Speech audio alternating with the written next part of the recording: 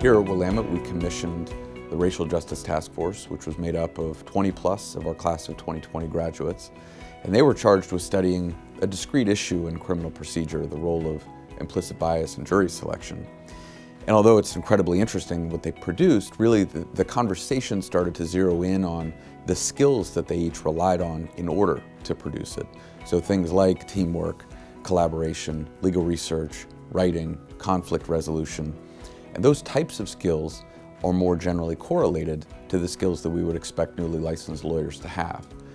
That work, I think, helped inspire a conversation that started with kind of a low murmur and emerged into a dull roar that really materialized in the Chief Justice's order to commission a task force to look at whether or not there were alternatives to the bar exam. So emerging from the task force's report was really a core set of two recommendations, one of which was to adopt the SPP, the Supervised Practice Pathway, and the OEP, the Oregon Experiential Pathway.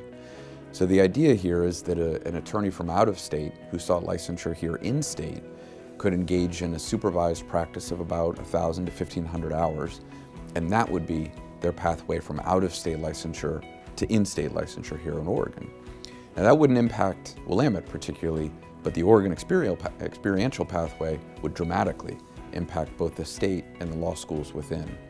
So the idea is that students would engage in a 2-year curricular path of study that culminates with a capstone project that's ultimately reviewed by a Board of Bar examiner, and that would be their licensing or so-called bar exam. What we'd have at the end of it is a 3-legged holistic licensure stool where we wouldn't seek to disrupt the bar exam in its traditional form, but we'd have an in-state licensure pathway here through us at Willamette, and then an out-of-state pathway through the supervised practice facet.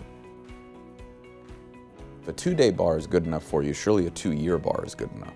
We've been giving some version of this exam with multiple choice and essays for nearly 100 years now.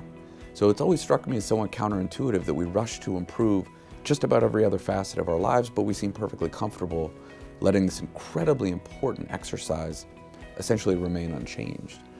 You know, the example that jumps to mind, particularly when we think about the content of the exam, is we ask examinees to talk about the law, but we don't really test them on their skills to do it, to actually practice law. So I've always been struck that it reminds me of the doctor who's asked to talk about the procedure but has never actually practiced, or the pilot who's walked around the plane but's never actually flown it. So we don't do this in other professions, but here in the law we've gotten in the headspace that this is acceptable. And I think we've reached a moment where it's time to change.